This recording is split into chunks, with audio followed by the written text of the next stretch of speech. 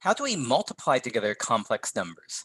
Well, basically, we just treat them as binomials and the term goes FOIL them out, expand out the multiplication using distributive rule, associative property, stuff like that. So let's just do an example.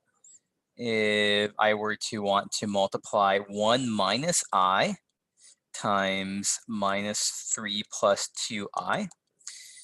So when we multiply this out, we're going to get the 1 times minus 3 is minus 3.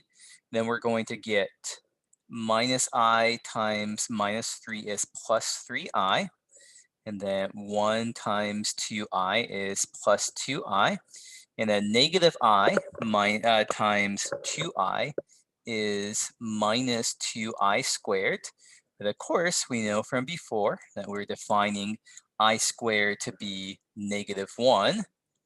So this is minus 3. 3I plus 2I is plus 5I. And then minus 2 times minus 1.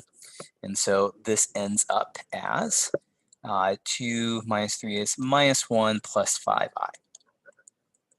Okay, so that's all it is to multiplication. Just do the appropriate expansion, multiply everything out here. Do you want to observe that sometimes we might want to raise things to higher powers? So if we want to do 1 minus I squared, that's just 1 minus I times 1 minus I is, again, foiling out. 1 times 1 is 1. And then minus I and minus I is minus 2I. Minus I times minus I is plus I squared. And of course, I squared is -1. And so this just ends up as -2I. So just one interesting little consequence here is that 1 minus I, if we square it, you get something that is pure imaginary. Its real part is 0. And as a further consequence of this, if I were to do 1 minus I to the 4th, that's 1 minus I squared, which is minus 2I squared, is going to be minus 2 squared times I squared. And that's going to be minus 2 squared is 4 times I squared gives us minus 4. So here we have something that if we start off with something that is complex with non-zero, both real and complex parts, we end up with something that when we raise to some power, it is completely real. We'll definitely, this will be something, this kind of phenomenon is something that we'll definitely deal with later. And as one more example of this, it can be very interesting and useful to consider powers of I.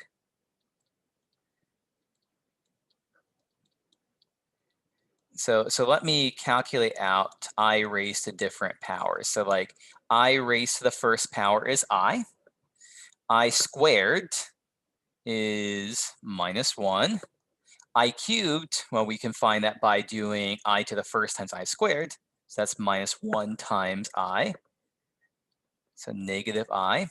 And I to the 4th is just I squared squared. -1 squared gives us +1. We could also get there by doing I to the 1st times I cubed. I times minus I, again, check for yourself, that gives you 1.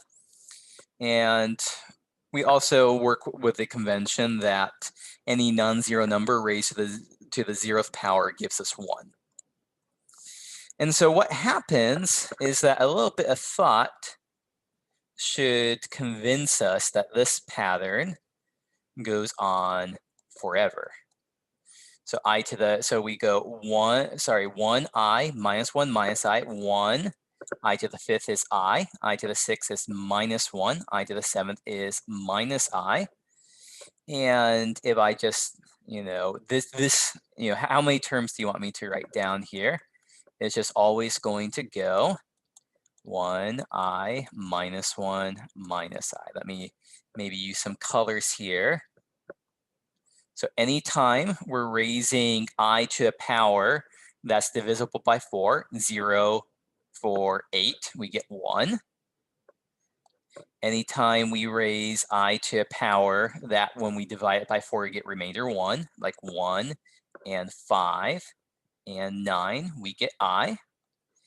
Anytime we raise I to a power that's when you divide it by 2, sorry, when you divide it by 4, you get remainder 2, like 2 and 6 and 10, you end up with -1. And anytime you raise I to a power, that is when you divide by 4, you get remainder 3, like 3 and 7 and 11, you get -I. And so that will always go on. So let me just make up some pattern, some high power here. What is I to the 57th power? Well, I to the 57th power is I to the 56 power plus 1, 56 plus 1 power, and 56 is a multiple of 4. And so this is going to be 1 times I. And so I to the 57th power is just I. If you want to see just a little bit more detail there, I to the 56 is really I to the 4th raised to the 13th power, because 4, oh, sorry, not 13. I've been playing too much cards for my wife as of late. 13, there's 13 times 4 is 52 cards in a deck, but this is 14 times 4. So we do I to the 4th is 1, 1 raised to the 14th power gives you 1. What else can I say here? I to the 1,000,003 power is I to the 1,000,000th. That's the right number of zeros times I cubed. I to the 1,000,000th, a millionth is a multiple of 4, so 1 times I cubed. And so that gives us -I. So this will be very, very, very useful for us later on in this section.